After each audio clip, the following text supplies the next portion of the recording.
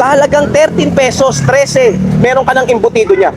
Hay mga kalulu, wala ka na nga makikita na ganito kamura na imbutido sa halagang 13 pesos lang. At fried chicken, 25 pesos. Talaga namang pinupuntahan at binabalik-balikan ng mga tao dahil mura na, masarap pa. 17 years na siyang nagtitinda ng fried chicken at imbutido. Gaano na po kayo katagal dito nagtitinda ng mga embutido at fried chicken? 17 years.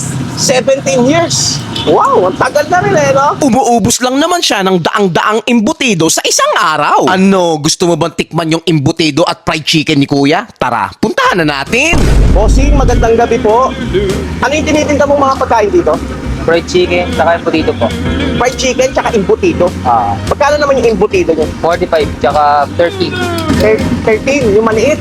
Wow, grabe 13 pesos lang Sa fried chicken nyo, magkano po? 25 po. 25 pesos? Grabe ka mura. Okay, bossing. Tuwing ano oras po kayo nag-open dito tsaka nagsasara? 5:30 to 11.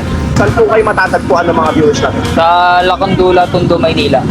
Ayun mga kalulu, nandito tayo ngayon sa kahabaan ng Lacandula Street Corner ng Wagas Street, Tondo, Manila. At may nadaanan tayo dito nagbebenta ng embutido tsaka fried chicken Kita mo naman, sa halagang 13 pesos, 13, meron ka ng embutido niya. Ayun Tapos meron din siyang embutidong malaki sa halagang 45 pesos. Tignan mo naman yung lobo. May ano siya may itlog Tapos may mga carrots, mga iba-ibang ingredients. Ang maganda dito, yung fried chicken niya is 25 pesos. Wala ka na makikita ng ganito kamura. 25 pesos na fried chicken. Grabe, di ba? Tikman natin. Ang sarap ulamin sa kanin to, grabe. Napakamura niya, Kaya yung maganda sa kanya. Kasi yung lasa niya, embutido talaga. Masarap, legit. Laki. 45 pesos. Good for sharing na, may ulam na kayo. Grabe. 45 pesos, meron kayong ulam. Wala akong masabi. Napakasarap na embutido niya.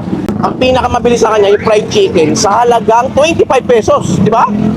Ang mura. Wala lang.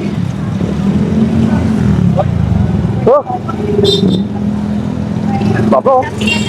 Nagmahal na lahat ng bilihin yung tinda ni Kuya is dito napakamura pa rin. Meron ka pa rin ulam.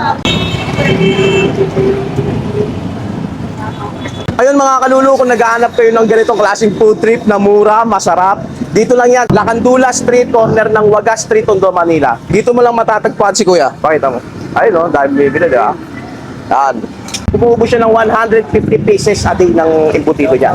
Kaya mga kalulu, kung naghahanap kayo ng ganitong food trip, puntahan nyo na. Talagang mapapalulu ka sa sarap.